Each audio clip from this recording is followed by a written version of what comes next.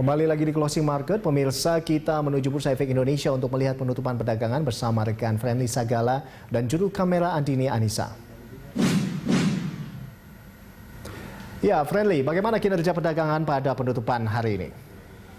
Ya, kinerja perdagangan pada penutupan hari ini IHSG terpantau masih berada di zona merah dan berbeda dengan hari-hari sebelumnya. Jika sebelumnya perdagangan ditutup pada pukul 15 waktu Indonesia Barat, pada hari ini kami pantau di pukul 14.55 waktu Indonesia Barat kami tidak melihat lagi ada transaksi di papan bursa, sehingga tampaknya perdagangan pada hari ini sudah resmi ditutup. Saat ini IHSG menunjukkan masih berada di zona merah dengan pelemahan sebanyak 1,44% atau 71,72 poin, berada pada level 4.893 dengan total frekuensi perdagangan sebanyak 514.493 kali transaksi dan jumlah saham yang diperdagangkan sebanyak 7.081 juta lembar saham dengan nilai 5.826 miliar rupiah. Tapi kalau kita bisa review sedikit bagaimana perdagangan hari ini, IHSG tadi dibuka di zona merah pada angka 0,44% atau 22 basis poin, berada pada level 4.942.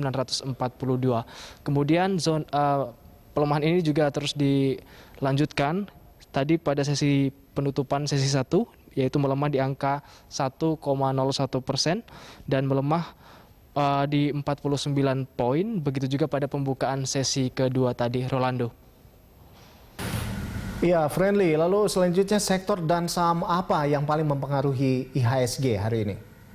Ya, dari 9 sektor yang ada beberapa sektor yang mempengaruhi IHSG, diantaranya adalah sektor properti yang terkoreksi sebanyak 2%.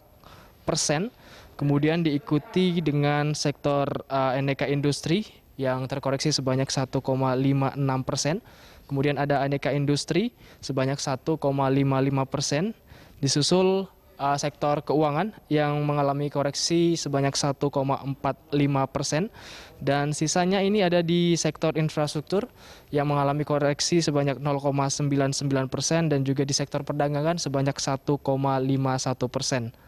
Dan sementara untuk saham-saham yang mempengaruhi IHSG diantaranya adalah saham dengan kode emiten TLKM atau Telekomunikasi Indonesia. Kemudian yang kedua adalah PT BA atau Bukit Asam Tbk. Kemudian ada BBNI ataupun sektor perbankan, yaitu Bank Negara Indonesia Persero Tbk yang mengalami koreksi sebanyak 4,22%, dan terakhir adalah BBRI atau Bank Rakyat Indonesia Persero Tbk yang mengalami koreksi sebanyak 1,92%. Rolando.